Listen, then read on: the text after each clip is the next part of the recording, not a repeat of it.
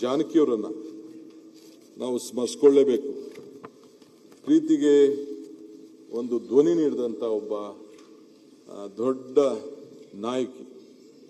ಒಬ್ಬ ಜಾನಕಿ ಅಮ್ಮನವರು ಕೇವಲ ಬರೀ ಭಾಷೆಗಳಲ್ಲಿ ಹಾಡಾಡ್ದವ್ರಂತಲ್ಲ, ಆ ಹಾಡಿನ ಜೊತೆಯಲ್ಲಿ ಪ್ರೀತಿ ರೂಪ ಹೋಗಿ ಏನು ಆ ಒಂದು ಪದ ನಾನು ಬಿಡಿಸಿ ಹೇಳಲಿಕ್ಕೆ ಸಾಧ್ಯ ಇಲ್ಲ.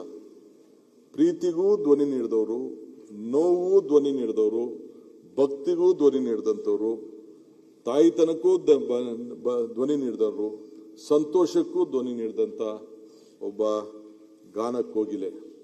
ನಮ್ಮ ಬದುಕಿನ ಪ್ರತಿಯೊಂದು ಭಾವನೆಗೂ ಕೂಡ ಅವರ ಧ್ವನಿಯನ್ನು ಕೂಡ ಕೊಟ್ಟಿದ್ರು. ಇಂದು ಅವರ ಅಮ್ಮ ದೈಹಿಕವಾಗಿ ನಮ್ಮ ಜೊತೆ ಇಲ್ಲದೆ ಇರ್ಬೋದು, ಕಲಾವಿದನಿಗೆ ಖಂಡಿತ ನಿಜವಾದ ಒಂದು ಸಾವು ಇದ್ದೇ ಇರ್ತದೆ. ಆದರೆ ಅವರ ಧ್ವನಿ ಇವತ್ತು ಕೂಡ ಬದುಕಿದೆ. ನನಗೆ ಆಶ್ಚರ್ಯ ಆಯಿತು ಅಧ್ಯಕ್ಷೆ, ನಾನು ಅವರ ಸತ್ತ ತಕ್ಷಣ ಇಲ್ಲಿ ಮೈಸೂರಿನಲ್ಲಿ ಬಂದು ಅವರು ಉಳಿದಿದ್ರು. ಅವ್ರದ್ದು ಬೇರೆ ಪಕ್ಕದ ರಾಜ್ಯ ಆಗಿದ್ರು ಕೂಡ ಅವರ ಕುಟುಂಬದ ಕೇಳಿದೆ ನಾನು, ಏನಿದು ಅಂಥೇಳಿ, ಎಲ್ಲಿ ಕಳಿಸ್ಕೊಡ್ಬೇಕು ಅಂತೇಳಿ. ಇಲ್ಲ ಅವರು ತೀರ್ಮಾನ ಮಾಡಿಕೊಂಡೇ ಬಂದಿದ್ರು, ನನ್ನ ಕೊನೆ ಅಂತ್ಯ ಕರ್ನಾಟಕದಲ್ಲಿ ಆಗಬೇಕು, ಅದು ಮೈಸೂರಿನಲ್ಲಿ ಆಗಬೇಕು ಅಂತೇಳಿ ತೀರ್ಮಾನ ಮಾಡಿ ಅವ್ರು ಇಲ್ಲೇ ಇದ್ರು. ಸೊ ಅವರ ಅಂತಿಮ ಸಂಸ್ಕಾರ ಕೂಡ ಮೈಸೂರಿನಲ್ಲಿ ಆಗಬೇಕು ಅಂತೇಳಿ ನಮ್ಮ ಯತೀಂದ್ರ ಅವ್ರಿಗೆ ರಿಕ್ವೆಸ್ಟ್ ಮಾಡಿ, ಅವ್ರದ್ದೆಲ್ಲ ಬೇರೆ ಕಡೆ ಪ್ರೋಗ್ರಾಮ್ ಇತ್ತು, ಇಲ್ಲ ನೀನು ಅದನ್ನು ನಮ್ಮ ಸರ್ಕಾರದ ಪರವಾಗಿ ನೀನೇ ಅದರಲ್ಲಿ ಪಾಲ್ಗೊಳ್ಬೇಕು ಅಂತ ಹೇಳಿ ಅವ್ರಿಗೆ ಮಾರ್ಗದರ್ಶನವನ್ನು ಕೊಟ್ಟೆ.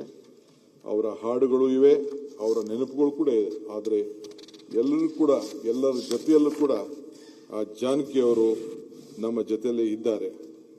ಸೊ ಕಳ್ಕೊಂಡ ಮೇಲೆ ಕೊರಗುವ ಬದಲು ನಾವು ಅವರ ಜೊತೆಯಲ್ಲಿ ಇದ್ದಾಗ ಉಳಿಸ್ಕೊಳ್ಳುವುದೇ ಬಹಳ ಪ್ರಮುಖವಾದಂಥ ವಿಚಾರ. ಹಾಗೆ ಭೋಸ್ಲೆ ಅವರು ಕೂಡ, ಅವರ ಬಗ್ಗೆ ಕೂಡ ತಾವು ಅನೇಕ ವಿಚಾರಗಳನ್ನು ನಮ್ಮ ಜೊತೆ ಇತ್ತೆ. ಅವರ ಇತಿಹಾಸ ಬಹಳ ದೊಡ್ಡದು. ಇವತ್ತು ಅವರ ಜೊತೆಯಲ್ಲಿ ನಾವೆಲ್ಲ ಇವತ್ತು ಇನ್ನ ಹಿರಿಯರನ್ನ ಕೂಡ ಇವತ್ತು ನಾವೆಲ್ಲ ಸ್ಮರಿಸ್ಕೊಳ್ತಾ ಇದ್ದೇವೆ.